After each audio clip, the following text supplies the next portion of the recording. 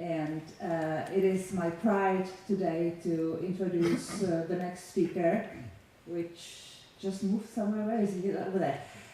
Jeff Johnson, who is the Group Vice President for ABB, responsible for, I'm sure I will get it wrong, so forgive me please, responsible for business development, for ABB marketing and customer solutions. You have his CV in your folders, but it is Jeff who has been absolutely instrumental in leading us into not only DC, but the whole creation of the environment that we are trying to build.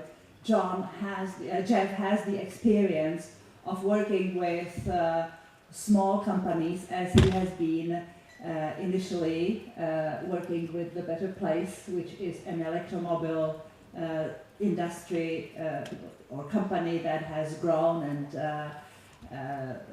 he knows the problems of growing a company. So bringing an idea into the market is an experience that we all are looking for.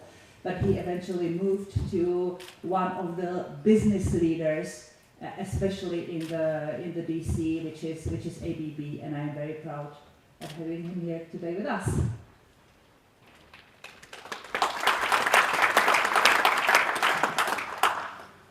And I do not have a presentation, so we won't have any slide issues. Thank you, Jana. I know we're running short on time, so I won't talk too long. But I thought to start, when we talk about DC and ABB, I'd be fired immediately if I didn't at least mention all the work that we've done in pioneering the HVDC transmission systems. That's an area going back many, many decades where ABB has provided a lot of innovation. And there's a couple things recently that are of interest in the development there. One, we've been talking a lot about India. And we're in the midst of commissioning a project taking 6,000 megawatts of power from the northeast of the country, transmitting it about 1,700 kilometers. So for all the Americans in the room, that's about 1,000 miles.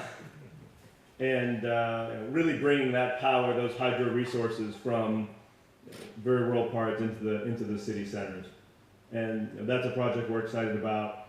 We've also done a lot of work in taking the technology itself to the next level in terms of developing a high voltage DC breaker to the point that we can now enable DC grids, which is a whole new way to think about transmitting energy at very, very high voltages. When I'm in a room like this and we're talking about buildings, the thought of high voltage in a building or data center is much different than when we at ABB think about high voltage. But we're not really here to talk about HVDC. We're here to talk about things that make more of an impact at the local level, in the distribution grid, in buildings. And there's a couple things I just want to highlight that we're doing now because it ties into all of this. There's really 3 projects we have going that are relevant and interesting for this whole discussion.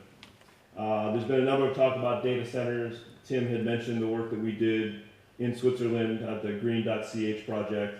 That's something we're excited about in terms of bringing and solving a lot of the challenges of thinking about DC power and how to bring it into a commercial setting.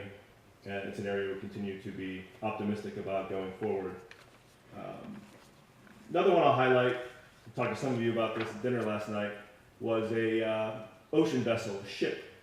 We replaced the grid that's on that ship with a DC grid.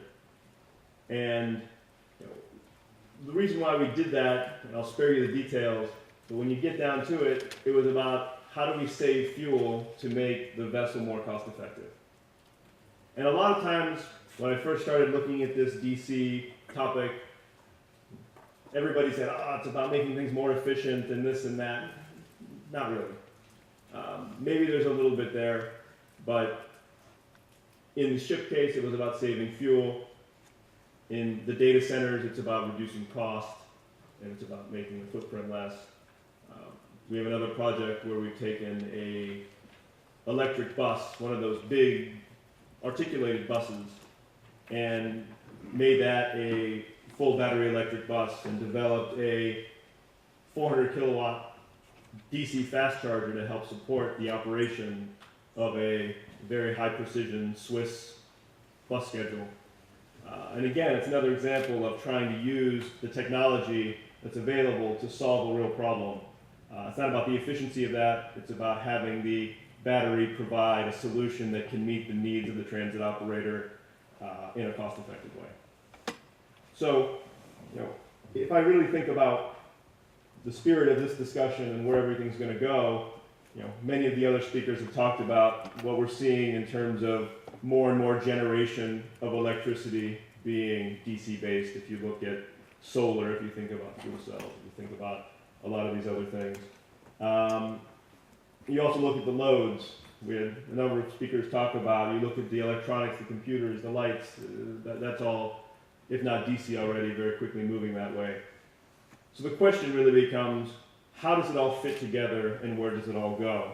I thought the last presentation was fantastic in the sense of giving some sense of looking at the big picture, looking at all the different pieces, and thinking about how in a given market, in that case India, you can take the circumstances of the market and the state of technology today and put everything together to come up with a solution that is cost effective, good for the people, and overall just good for humanity.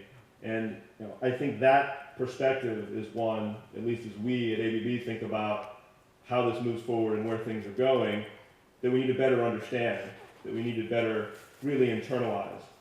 And one of the reasons why we looked at the Nupharo Park project and are so excited about it is because we believe it can continue to serve as a place where that can be thought through, understood, demonstrated, and commercialized. Tim mentioned in his presentation, it's not one company or one institution that's going to make everything happen and pull it all together.